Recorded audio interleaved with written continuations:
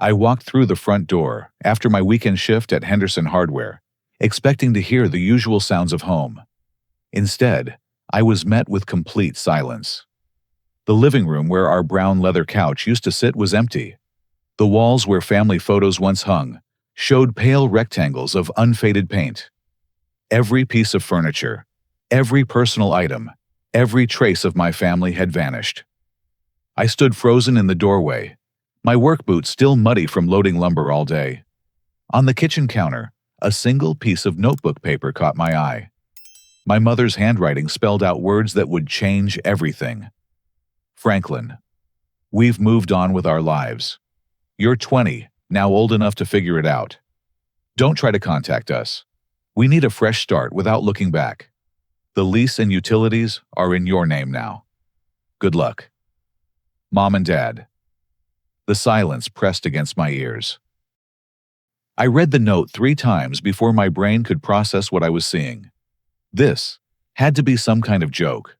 A terrible, elaborate prank that would end with my parents jumping out from somewhere laughing at my shocked expression. But as I walked through each room of our small rental house, the reality hit me like a sledgehammer to the chest. Their bedroom was stripped bare. Not just empty, but methodically cleaned. The carpet showed vacuum marks where the bed frame used to rest. My sister Sarah's room had been cleared of every poster, every piece of clothing, every reminder that a 17-year-old girl had lived there just this morning when I left for work. Even the bathroom medicine cabinet had been emptied, leaving only my toothbrush standing alone on the counter like a forgotten soldier. I grabbed my phone with shaking hands and dialed my mom's number, straight to voicemail, but not her usual cheerful message. An automated voice informed me the number was no longer in service. Dad's phone gave me the same cold response. Sarah's number the same. My legs felt weak, so I sat down hard on the kitchen floor where our table used to be. The linoleum was cold against my jeans. I tried to think rationally. Maybe there was an emergency.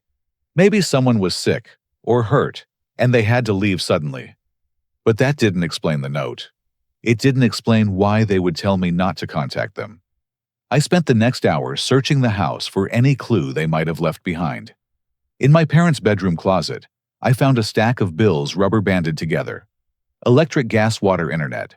All addressed to Franklin Matthews. My name. When had they transferred everything to my name? I certainly hadn't signed anything. The panic started to set in when I checked my wallet. $127 in cash, and about $50 in my checking account according to my last bank balance. Rent was due in 12 days, and I had no idea how much it was. I'd never paid a bill in my life. Mrs. Patterson from next door appeared at my back window, tapping gently on the glass. I let her in, and her kind face immediately filled with concern when she saw my expression. "Oh, honey," she said, her voice soft with pity. "I was wondering if you knew about the moving truck." "Moving truck?" "They've been loading it for 2 days. Started Friday morning while you were at work. Big yellow truck from U-Haul. Your parents worked from dawn to dusk, both days carrying out furniture boxes, everything. I thought maybe you all were moving together, but then I didn't see you helping." 2 days. They had spent 2 entire days packing up our life, while I was earning $12 an hour at the hardware store, completely oblivious to what was happening at home. Mrs. Patterson's weathered hand touched my shoulder. "Sweetheart, did they really just leave you here?" I couldn't speak. I just nodded and handed her the note. She read it twice, her lips moving silently with the words, and then her face hardened in a way I'd never seen before. "That's not right," she whispered. "That's just not right at all." After Mrs. Patterson left, promising to bring me some dinner later, I called my girlfriend Jessica. We'd been dating for 8 months, and she was the only person I wanted to talk to right now. "Franklin, you sound weird. What's wrong? Can you come over? Something's happened." Jessica arrived 20 minutes later with her usual bright smile, but it faded the moment she walked into the empty house. I handed her the note without saying anything. "What the hell?" she said after reading it. "Where are they? What happened to all your stuff?" I told her everything Mrs. Patterson had said. Jessica's face went through the same progression. Mine had confusion, disbelief, anger, and finally protective fury on my behalf. "They can't just do this," she said. "You can't just abandon your kid like this. There have to be laws." But I was 20. Legally an adult. Legally, they didn't owe me anything. That night, Jessica stayed with me.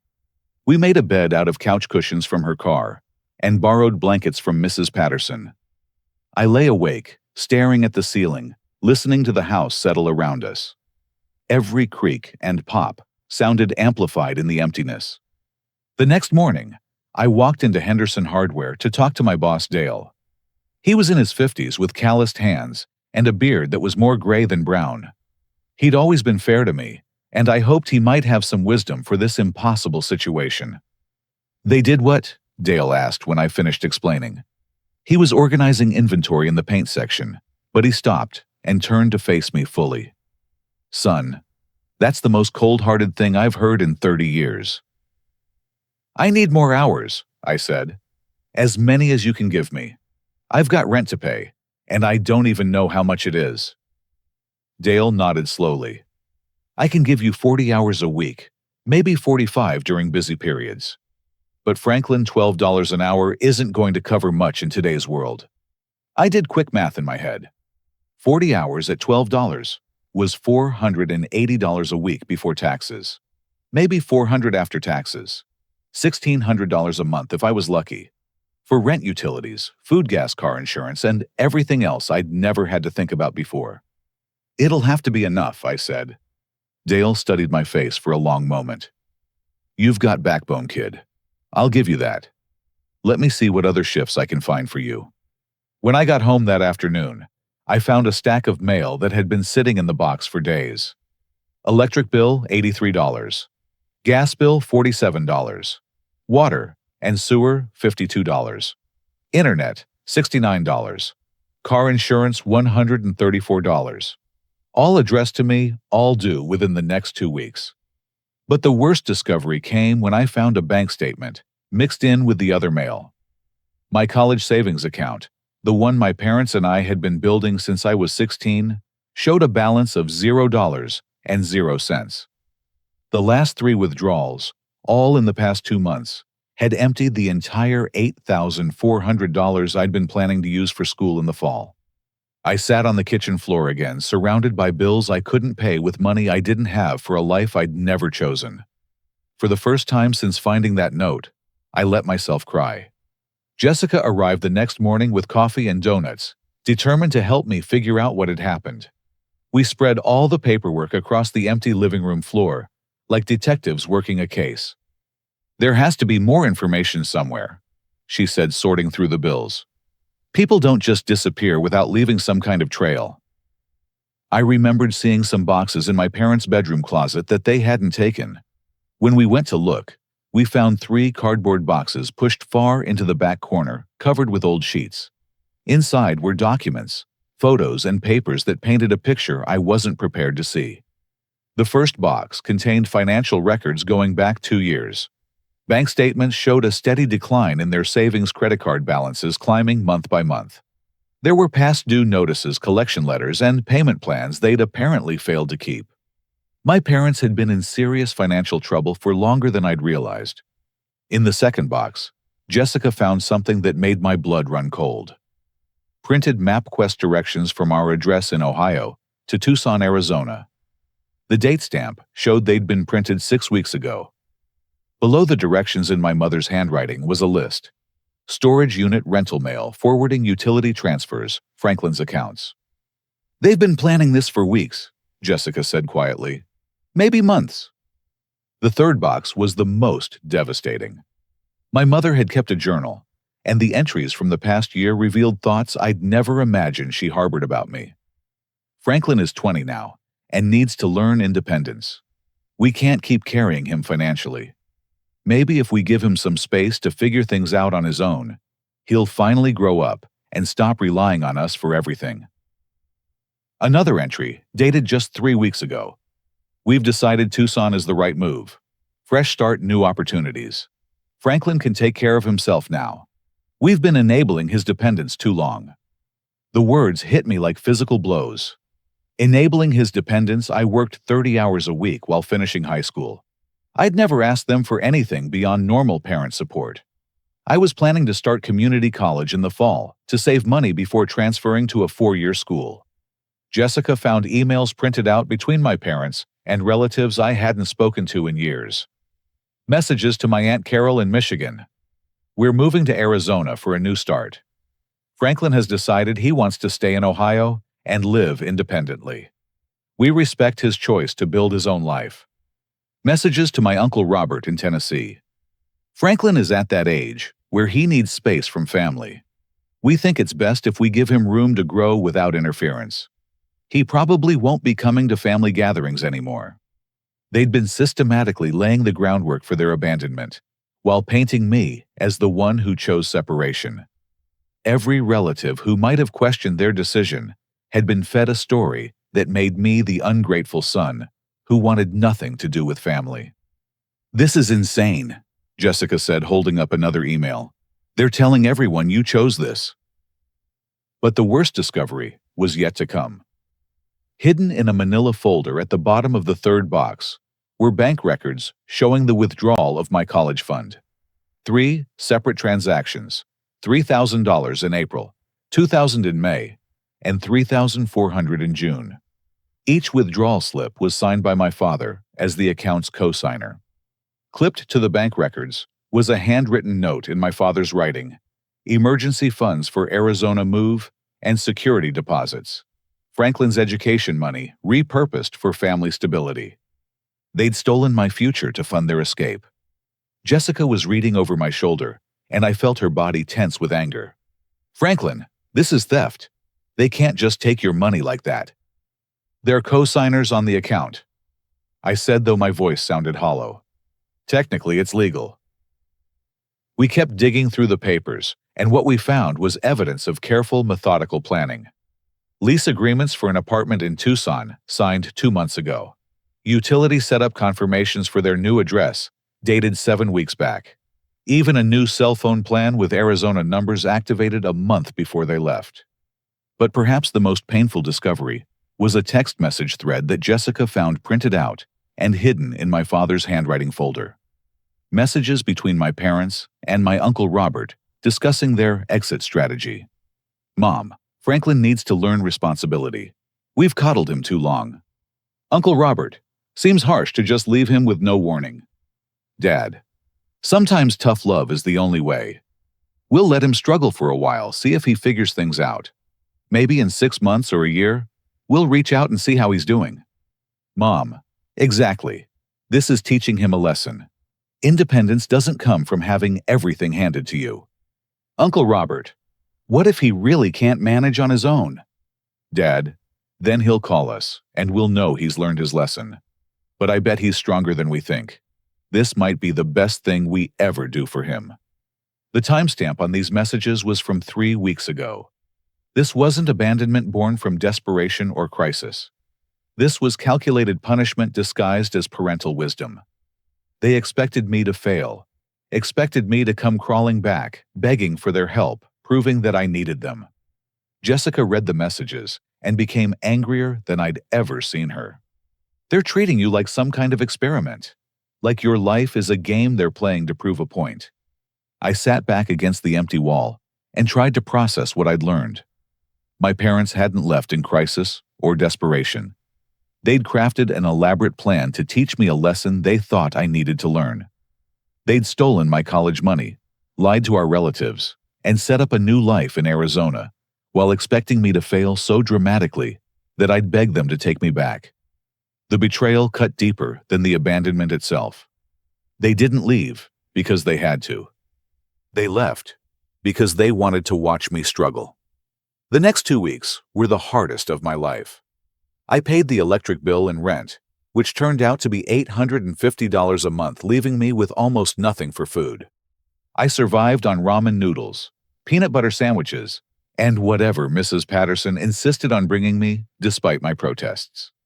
Jessica's parents invited me to dinner several times, but my pride wouldn't let me accept their charity. I was determined to prove that I could make it on my own, even if that determination came from spite as much as strength. The worst part was calling relatives trying to reach family members who might help me understand what happened or offer support. My Aunt Carol in Michigan wouldn't even come to the phone. Her husband answered and told me tersely that they weren't interested in being caught in the middle of family drama. "Your parents told us you decided to cut ties with the family," he said. "We're respecting that decision." "That's not what happened," I tried to explain. "They left me. They emptied my bank account and abandoned me." "Son, there are two sides to every story. We've heard theirs. You take care of yourself now." The line went dead. My Uncle Robert in Tennessee was slightly more sympathetic, but equally unhelpful. "Franklin, I don't know what really happened between you and your folks, but I'm sure it'll work itself out. These family disagreements usually do. Maybe give everyone some time to cool off." Even my grandmother, my mother's mother who lived in Florida, seemed to have been influenced by their version of events. When I finally reached her, she sounded confused and hurt. "Honey, your mother told me you wanted space from the family. She said you were going through a rebellious phase and needed to find your own way. I don't understand why you're calling me now upset about them moving." I tried to explain, but I could hear the doubt in her voice. My parents had done their work well, poisoning every potential source of support with their carefully crafted lies. My job at Henderson Hardware became my lifeline. Dale was true to his word, giving me every hour he could. I worked opening shifts, closing shifts, and weekend inventory. My hands developed new calluses from loading lumber and concrete bags. My back ached from lifting 50-pound sacks of mulch and fertilizer. But the physical exhaustion was almost welcome. It gave me something to focus on, besides the constant anxiety about money and the growing anger at what my parents had done. 3 weeks after they left, I made a decision that would change the trajectory of my life. I walked into Romano's Italian restaurant on Main Street and asked if they needed dishwashers. The manager, a heavy-set man named Tony with flour perpetually under his fingernails, looked me up and down. "You ever work in a kitchen before?" "No, sir, but I'm willing to learn. I need a second job." "Second job? What's your first?" "Hardware store, 40 hours a week." Tony raised his eyebrows. "You looking to work 80 hours a week?" "If that's what it takes." He studied my face for a moment, probably seeing the desperation I was trying to hide. "All right, kid. Sunday through Thursday nights, 6 to midnight. $9 an hour cash at the end of each shift. You show up on time, work hard, and don't cause problems. We'll get along fine." That night, I stood over an industrial sink filled with steaming water, scrubbing lasagna pans and pasta bowls until my hands were red and wrinkled. The kitchen was hot, loud, and chaotic. Orders shouted in Italian, mixed with English servers rushing in and out, the constant clatter of plates and utensils. But I had never felt more determined. Walking home at 12:30 that first night exhausted, and smelling like dish soap and marinara sauce, I made myself a promise. I would not just survive what my parents had done to me. I would build something better than what they'd taken away. I stopped at the community college the next day after my hardware store shift. The admissions office was nearly empty, but a counselor named Ms. Rodriguez agreed to meet with me. "Night classes are perfect for working students," she explained. "We have programs specifically designed for people in your situation. Financial aid can cover most of your costs, and you can take a full course load if you're willing to sacrifice sleep." I filled out the paperwork right there. Business management seemed like the most practical choice. If I was going to make it on my own, I needed to understand how money worked, how businesses operated, how to build something sustainable. Jessica found me that evening sitting on the floor of my empty living room, surrounded by financial aid forms and class schedules, using a cardboard box as a desk. "You're really doing this," she said, sitting down beside me. "School and 2 jobs." "I have to. I'm not going to let them be right about me." She was quiet for a moment, then reached into her purse and pulled out an envelope. "My dad wanted me to give this to you." Inside was $500 in cash and a note. "For school books and whatever else you need. You don't have to pay it back." You just have to promise to keep fighting. Tom and Linda Martinez. I stared at the money, feeling emotions I couldn't name. I can't take this. Yes, you can. And you will. Because my parents believe in you, and they want to see you succeed. Don't let pride get in the way of accepting help from people who genuinely care about you. That night, I wrote out a detailed budget on notebook paper. Every dollar accounted for, every expense calculated. If I worked 80 hours a week and took night classes, I could barely cover my basic needs, with maybe $50 left over each month for emergencies. It would be brutal, but it was possible. At the bottom of the budget sheet, I wrote a 5-year plan: finish community college in 2 years, while working transfer to State University for my bachelor's degree, graduate with a business degree, and start my own company. Below that, I wrote 3 words that would become my daily mantra: you'll figure it out. They'd meant those words as a dismissal, a cruel reminder that I was on my own. I decided to turn them into a challenge I'd meet every single day. The most unexpected moment came 3 weeks later, when I checked my mail and found a birthday card. My 21st birthday had passed 2 days earlier, unnoticed by me in the chaos of work and exhaustion. The card was from my grandmother in Florida, postmarked a week before my birthday. Inside was a handwritten note and $500 in cash. Franklin, I don't know what happened between you and your parents, but I know the boy I helped raise. Whatever story I've been told, I don't think it's the whole truth.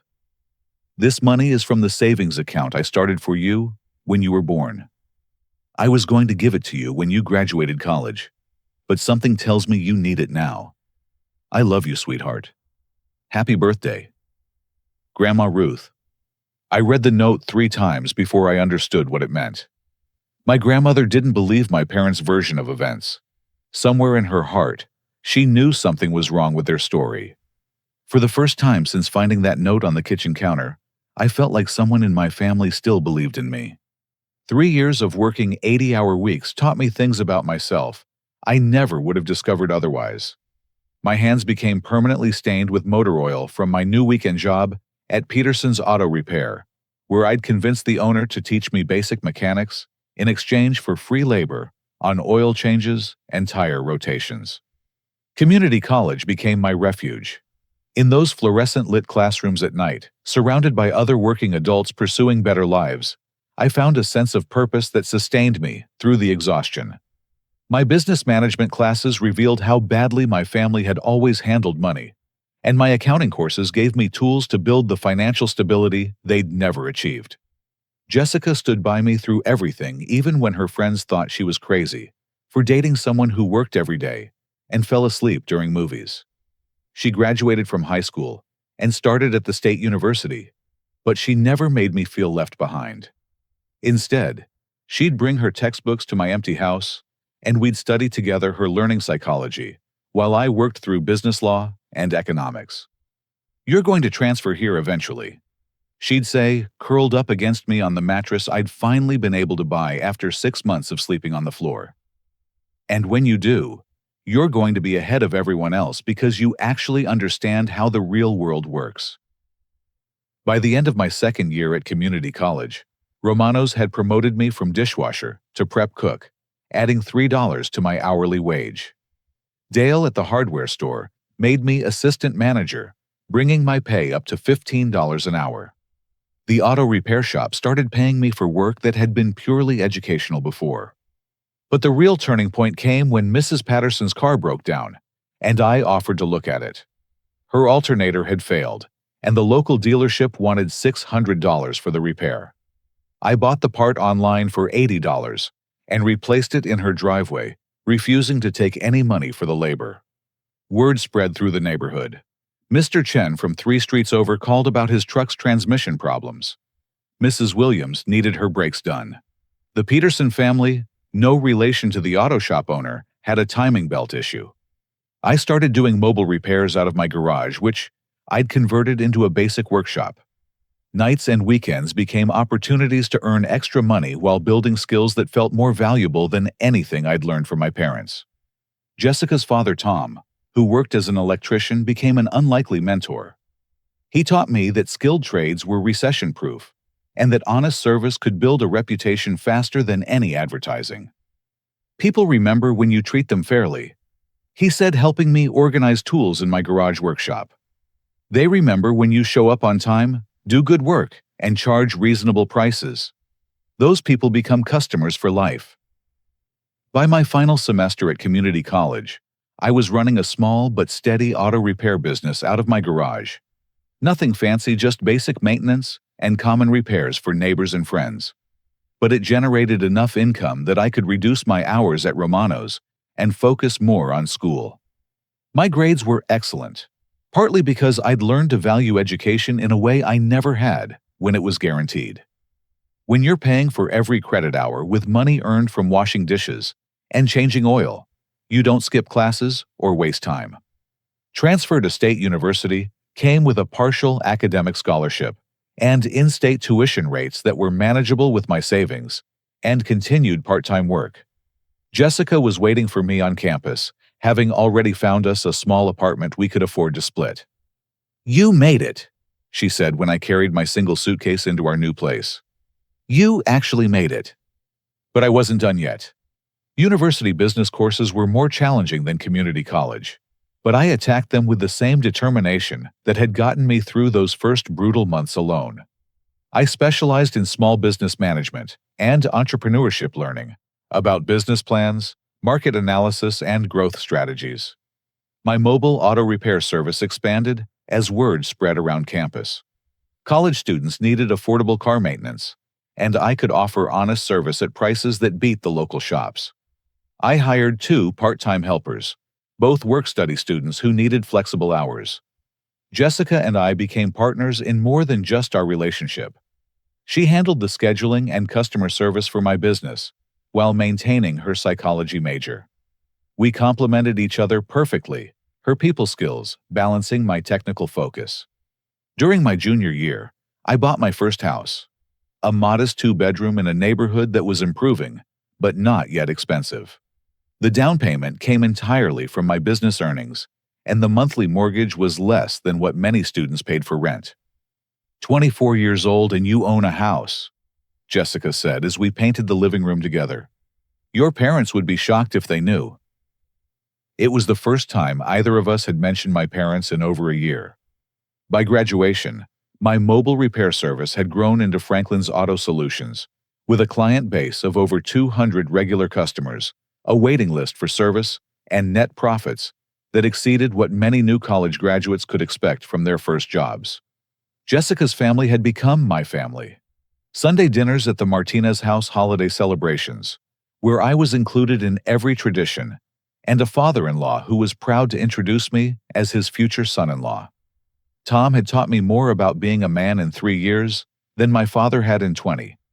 Standing at university graduation wearing a cap and gown I'd paid for myself, I realized that my parents' abandonment had been the catalyst for building a life better than anything I could have imagined while living in their house. But that realization was about to be tested in ways I never expected. 3 days after graduation, while I was celebrating with Jessica and planning our engagement, my phone buzzed with a Facebook notification that made my blood run cold. Franklin Matthews has received a friend request from Linda Matthews. My mother had found me online. The message that followed appeared in my inbox an hour later. Franklin, honey, we've made a terrible mistake. We miss you so much and think about you every day. We've learned that family is more important than anything else. Can we please talk? We'd love to start rebuilding our relationship and be part of your life again. We've heard you're doing well, and we're so proud of what you've accomplished. Please give us a chance. Love, Mom and Dad. I stared at the message for a long time, my hands shaking with emotions I thought I'd put behind me. Jessica read it over my shoulder, her face hardening with protective anger. How did they even find you? She asked. That question would lead me down a rabbit hole that revealed just how much my parents had been watching my life from a distance, and what they really wanted from their proud and successful son. The Facebook message was just the beginning. Over the next 48 hours, my phone exploded with contact attempts from every family member who had shunned me 5 years earlier. My Aunt Carol called 3 times, leaving progressively more urgent voicemails about how the family missed me and wanted to reconnect. Uncle Robert sent a text asking if we could put the past behind us and start fresh. But it was the call from my sister Sarah that cut through the confusion and revealed the truth behind their sudden interest in reconciliation.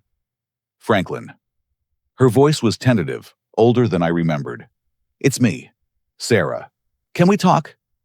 My 22-year-old sister had been 17 when they left, essentially, a child caught up in our parents' decisions. Despite my anger at my parents, I'd always wondered about her and worried that she'd been poisoned against me completely. I've missed you, I said and meant it. I've missed you too. Listen, I need to tell you something about Mom and Dad, about why they're suddenly trying to contact you. Sarah explained that she was living in Phoenix, about 2 hours from their apartment in Tucson. She'd started college but dropped out after 2 years when their family's financial situation became desperate. Our father had lost 2 jobs in Arizona, first from a construction company that downsized, then from a warehouse that eliminated his position after he'd been there for only 8 months. He's been unemployed for 6 months, Sarah said. Mom's working part-time at a grocery store, but she's having health problems.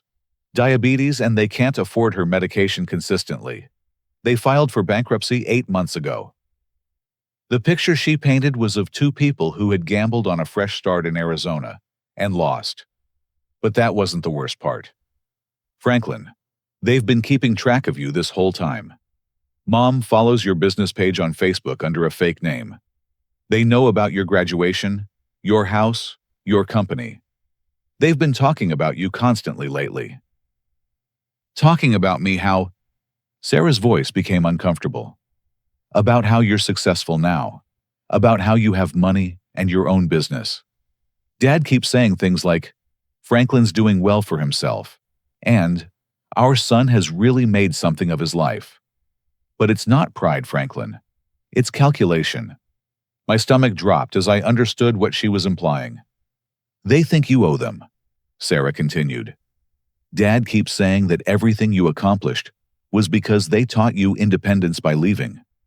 He says they gave you the gift of self-reliance, and now it's time for family to stick together again.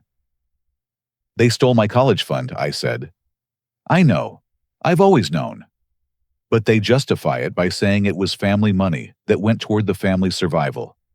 They say you proved you didn't need it anyway, since you made it through college and started your own business.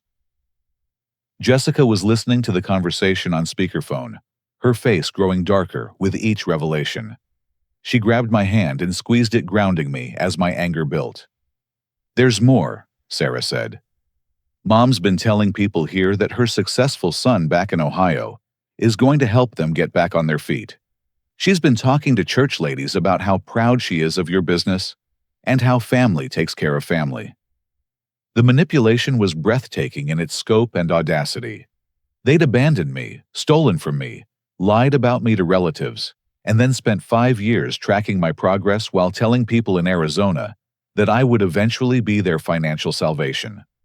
Sarah, why are you telling me this? Because I'm tired of their lies.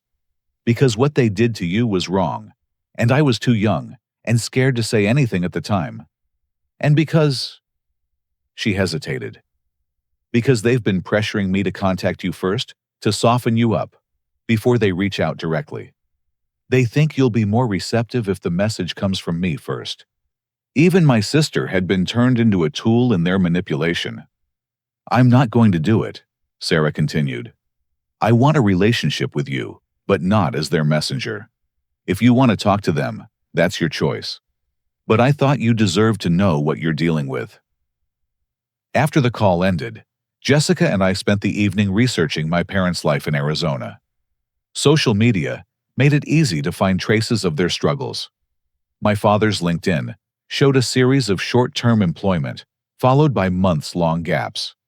Local news websites had covered the closure of the construction company where he'd worked, laying off over 60 employees.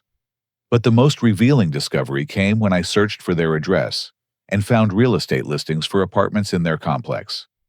The photos showed a rundown development with peeling paint and broken playground equipment.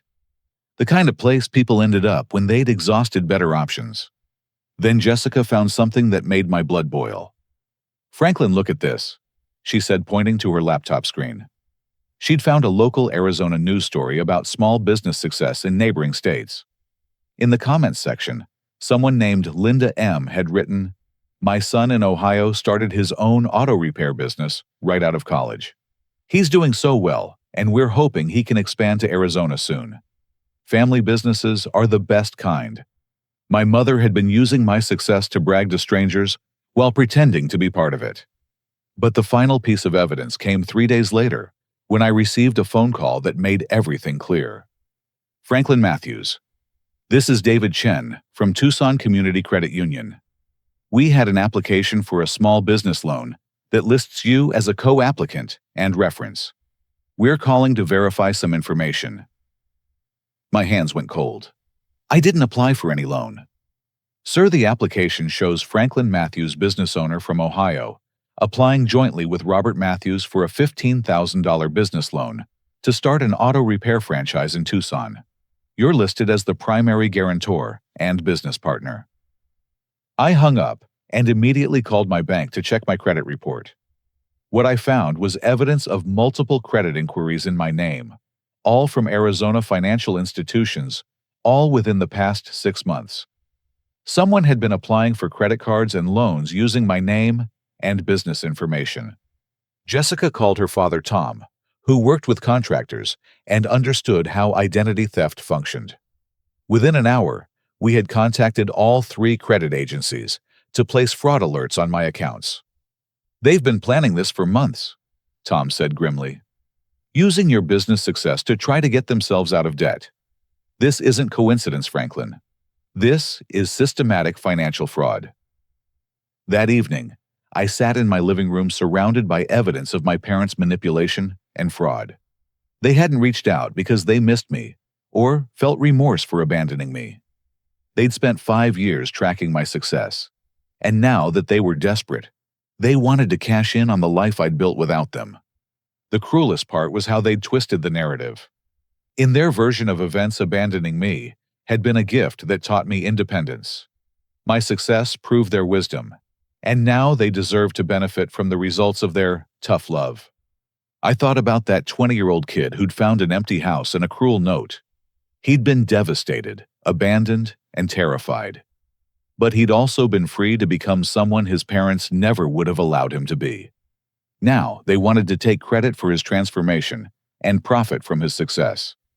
For the first time in 5 years, I decided it was time to face my parents directly.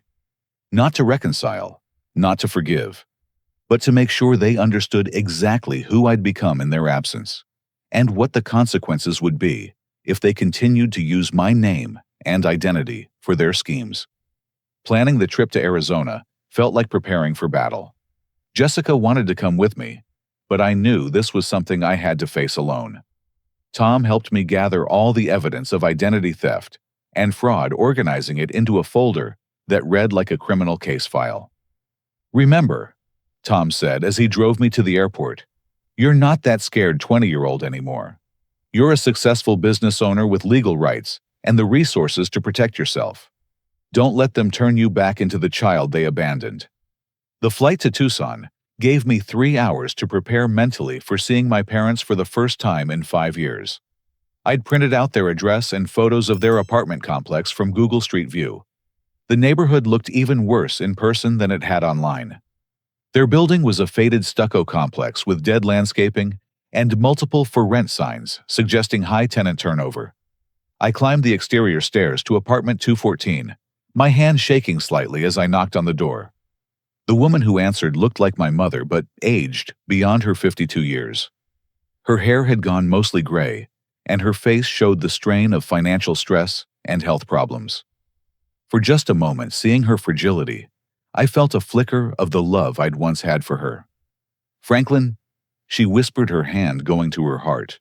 "Oh my God, Franklin, you came." Behind her, my father appeared in the doorway. He'd lost weight and gained lines around his eyes, but his expression was the same mixture of defensiveness and entitlement I remembered from my childhood. Look who decided to visit, he said, his tone already carrying an edge. Our successful son. I stepped inside their small apartment, taking in the cramped space and secondhand furniture. Sarah was sitting on a worn couch, and she stood to hug me.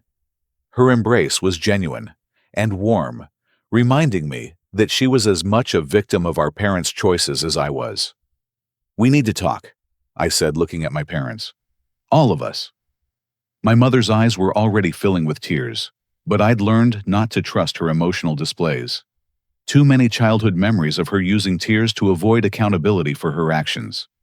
Franklin, we've made such terrible mistakes, she began. We've regretted leaving you every single day. We thought we were teaching you independence, but we realize now that we were wrong. Stop, I said firmly. Before we go any further, I need you to understand something. I know why you're contacting me now. I know about your financial problems, Dad's unemployment, the bankruptcy, and the medical bills. I also know about the credit applications in my name and the business loan you tried to get, using me as a guarantor. The color drained from my father's face. My mother's tears stopped abruptly, replaced by a look of panic. I don't know what you're talking about, my father said, but his voice lacked conviction. I opened my folder and spread the evidence across their coffee table. Credit reports, loan applications, the phone call from the credit union, fraud alerts from all three agencies. You've been committing identity theft, I said calmly. You've been using my business information to apply for credit cards and loans. You've been telling people I'm your business partner without my knowledge or consent. Sarah looked at the papers with growing shock. Mom, Dad, is this true? My mother's defenses crumbled first. Franklin, we were desperate. We thought maybe if we could just get a little help, get back on our feet, then we could pay you back everything. Pay me back. My voice stayed level, but the anger underneath was building pressure like a boiler about to explode. You want to pay me back? Let's start with the $8,400 you stole from my college fund. Add interest over 5 years, and we're looking at about $12,000. My father's defensive anger kicked in. That wasn't stealing. That was family money used for family needs. Everything we had went into raising you and Sarah. When we needed it for our survival, we took it. And the emotional damage, I continued. The lies you told relatives. The abandonment without warning. The 5 years of letting me believe you wanted nothing to do with me. What's that worth? We gave you independence, my father said, his voice rising. Look at what you accomplished. You never would have built that business or bought that house if you'd stayed dependent on us. We did you a favor. The audacity of that statement broke something loose in my chest. All the pain, anger, and years of rebuilding myself seemed to crystallize into perfect, cold clarity. You want to take credit for my success? I asked quietly. Let me tell you what really happened after you left. I told them about the empty house and the cruel note. About eating ramen noodles for weeks because I couldn't afford real food. About working 80-hour weeks while going to school at night. About the shame of relatives who wouldn't take my calls because they believed your lies. About sleeping on the floor for 6 months until I could afford a mattress. You want credit for my independence? I continued. Here's what you actually taught me. You taught me that people who claim to love you can abandon you without warning. You taught me that family loyalty is conditional and can be revoked when convenient.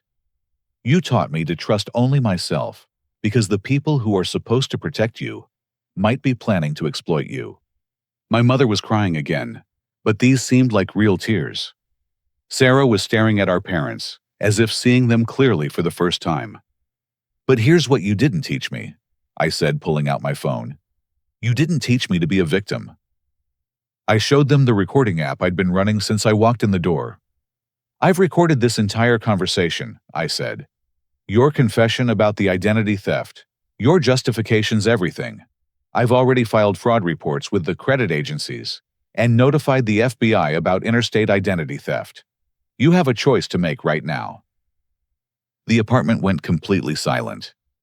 You can sign a legal agreement that I've had prepared promising never to contact me again, never to use my name in any financial applications, and acknowledging that you have no claim to any part of my business or assets. In exchange, I won't press criminal charges for the identity theft. I pulled out the legal documents I'd had prepared by a lawyer in Ohio. Or I continued, you can refuse to sign, and I'll pursue every legal remedy available.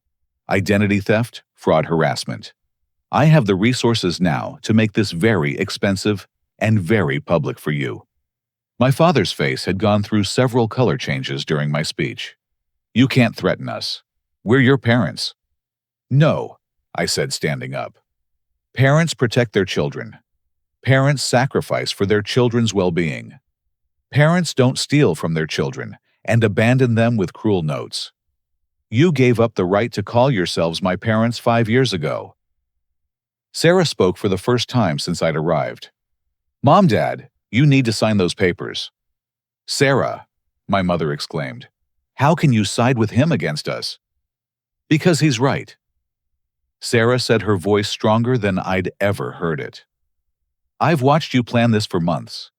I've listened to you talk about Franklin like he's a bank account instead of your son. I've heard you practicing what you'd say to manipulate him into helping you financially. She turned to me. Franklin, I want to come back to Ohio with you. I want to start over somewhere away from all this dysfunction. The final shock on my parents' faces was worth the entire difficult trip. My father reached for the legal documents with shaking hands. As he read through them, his expression shifted from defiance to defeated resignation. If I sign this, we'll never see you again, he said. You made that choice 5 years ago, I replied. This just makes it official. Both my parents signed the papers. As I witnessed their signatures and prepared to leave with Sarah, my mother made one last desperate attempt at manipulation. Franklin, we love you. We've always loved you. Can't you find it in your heart to forgive us? I looked at her for a long moment, feeling something like pity for the woman who had once tucked me in at night and made my favorite cookies. I hope you both find a way to build a better life, I said. But you'll have to do it the same way I did, by yourselves. I walked out of their apartment with my sister closing the door on a relationship that had been over for 5 years. For the first time since finding that note on the kitchen counter, I felt completely free. The flight back to Ohio with Sarah marked the beginning of a new chapter I hadn't expected to write. My sister was nervous about starting over, but excited about the possibilities that lay ahead. She'd saved some money from part-time jobs and was eager to finish her college degree in a healthier environment. I can't believe I spent so many years defending them, she said, as our plane lifted off from Tucson. I kept thinking that if I could just be good enough, supportive enough, they'd become the parents we needed them to be. That's not your fault, I told her. Children aren't responsible for fixing broken parents. Jessica was waiting for us at the airport with tears in her eyes and a fierce hug that lasted several minutes. She'd been worried about how the confrontation would affect me, but she could see immediately that something had shifted. The weight I'd carried for 5 years had finally been lifted. We set Sarah up in the spare bedroom of our house, and within a week, she was enrolled at the same state university where Jessica and I had met. Her transcript from Arizona transferred cleanly, and she'd be able to graduate within 2 years if she took summer courses. But the real healing happened gradually in small moments that rebuilt what family was supposed to mean. Sunday dinners at the Martinez house now included Sarah, who fit into Jessica's family like a piece we hadn't known was missing. Tom taught her basic car maintenance, the way he'd once mentored me. Jessica's mother, Linda, insisted on teaching Sarah her grandmother's tamale recipe, creating traditions that honored both heritage and choice. Franklin's Auto Solutions expanded into a full-service center 6 months after my return from Arizona. I bought a small building on the outskirts of town and hired 3 full-time mechanics, including 2 recent graduates from the Technical College's automotive program. Sarah helped with the business side, using skills she was learning in her business classes to organize our customer database and develop marketing strategies. The growth felt organic and sustainable, built on the reputation for honest work and fair prices that had sustained my mobile business. Customers followed me from the garage to the new location, and word of mouth brought in new clients faster than we could schedule them. Jessica and I married the following spring, in a ceremony that celebrated the family we'd chosen, rather than the ones we'd lost. Tom walked Jessica down the aisle with pride that felt more genuine than anything I'd ever experienced from my biological father. Sarah was Jessica's maid of honor, and her speech about the power of forgiveness and fresh starts had everyone in tears. My grandmother Ruth flew in from Florida for the wedding, finally getting to meet the young man whose birthday cards had meant so much during those dark early years. She was in her 70s, but still sharp, and she pulled me aside during the reception. "I never believed their story," she said firmly. "I knew my grandson better than that. I'm proud of what you've built, but I'm prouder of who you've become." She'd brought photo albums from my childhood pictures my parents had taken but left behind. Seeing myself as a happy, trusting child in those photos hurt in unexpected ways, but it also helped me remember that the capacity for joy and connection had never really been lost, just protected until it was safe to emerge again. Business continued to grow through my second and third years of marriage. Franklin's Auto Solutions became the preferred repair shop for 3 local used car dealers, and contracted with several small business fleets for regular maintenance. I hired Sarah full-time after her graduation, and she brought energy and fresh ideas that helped us expand into light commercial vehicle service. But the moment that brought everything full circle came 4 years after my confrontation with my parents. I was working late on a Saturday evening finishing an engine rebuild when I heard someone knocking on the locked front door of the shop. Through the glass, I saw a familiar figure that made my heart skip with panic, before settling into something like sad resignation. My father stood outside in the Arizona heat, looking older and more worn than he had during our confrontation. He'd somehow found the address of my business and made the drive from Tucson. I considered ignoring him, but curiosity won out. I opened the door, but didn't invite him inside.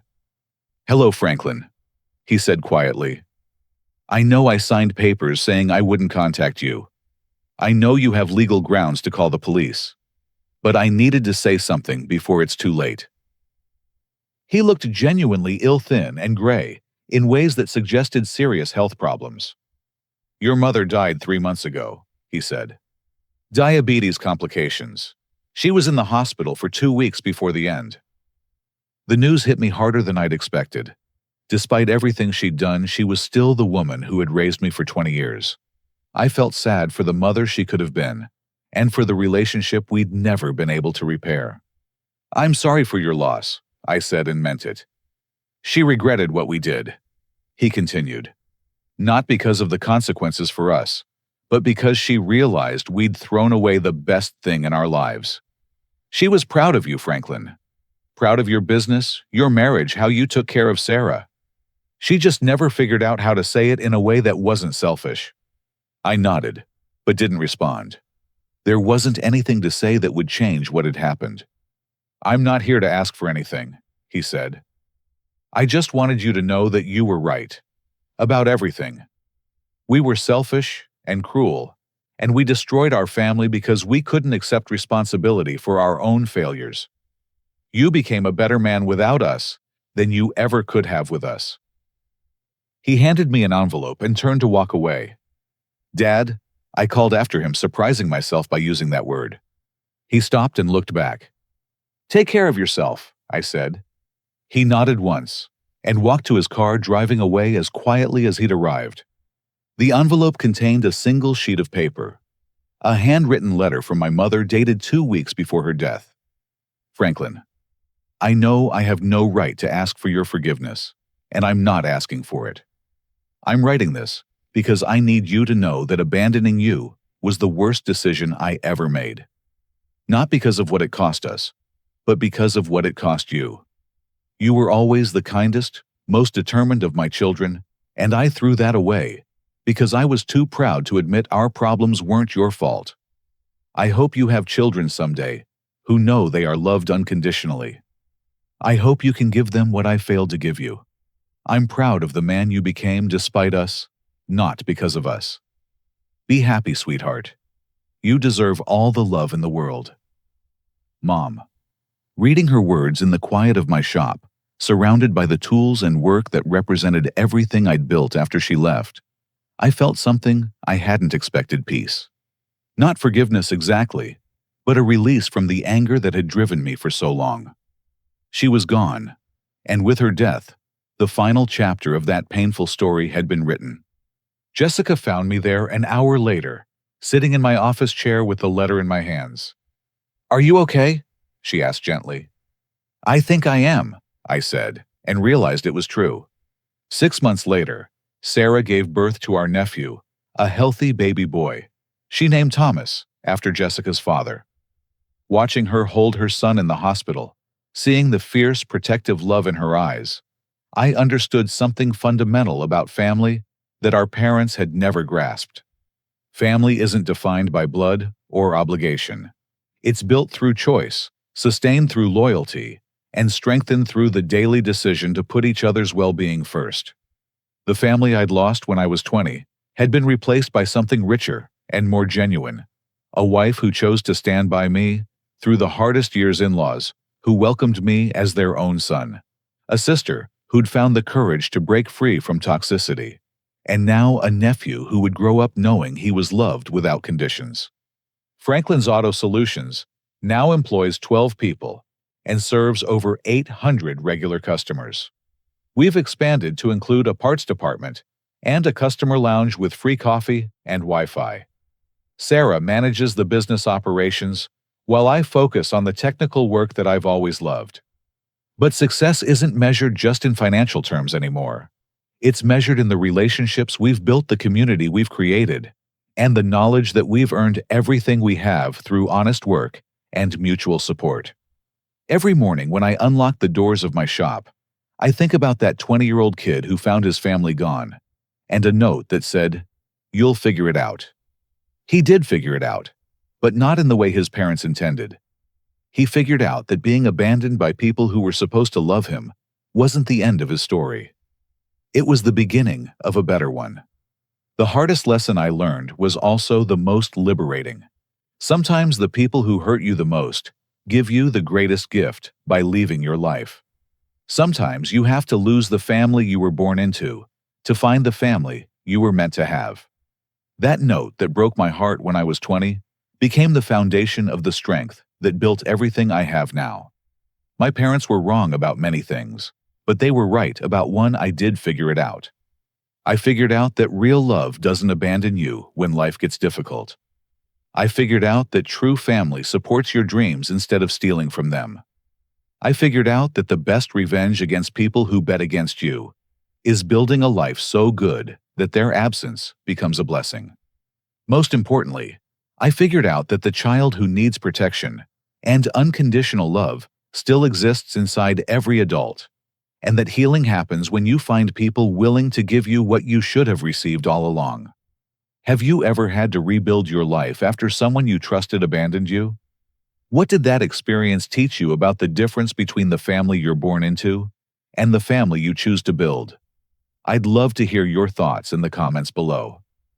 If this story resonated with you, please give it a like, and don't forget to subscribe for more stories about overcoming life's toughest challenges. Share this with someone who might need to hear that they have the strength to figure it out too, no matter how impossible it seems right now. Thank you for listening to my story, and remember that sometimes the most difficult endings become the most beautiful beginnings.